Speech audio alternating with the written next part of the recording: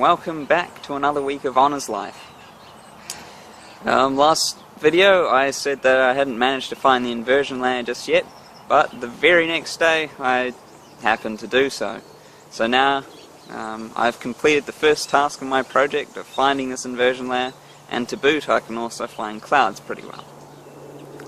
So that's the first step in my project done, and now I can perhaps look at some data analysis. Thankfully this week I haven't been doing more marking, so that's all out of the way. But something I should have mentioned last video was Sunday morning last week I was at a Christchurch Urban Astronomers event at the Ridden-Harper, where we were intending to show people the sun with solar telescopes. But unfortunately, as quite often happens, the weather did not comply with us, and we were clouded out for most of the time. But the sun did come out for a little bit, and we managed to show some people the sun.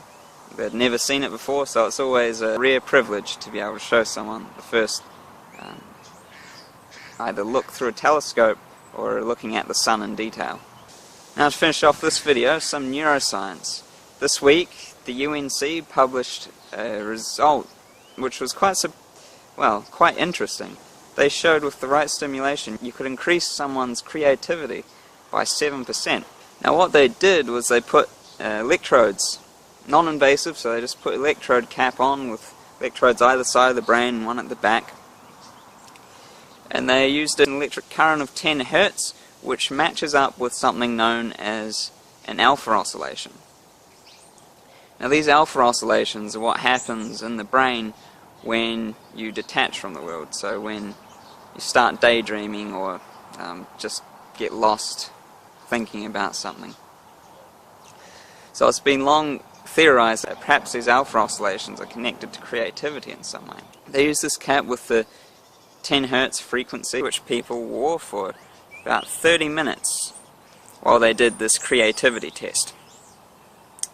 And those who had the cap on, encouraging their alpha oscillations, had a higher creativity than the controls. I find that very interesting, because it makes you think of what the future will be like if these caps will be readily available for everyone. The researchers propose its use for depression sufferers, because people with depression have noticeably lower alpha oscillations.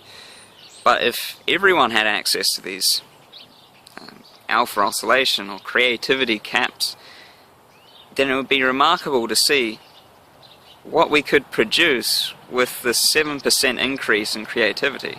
So it's really interesting how the brain can be manipulated by external things, just as this electrode cap. So that's it for this week, and see you next week for some more Honours Life.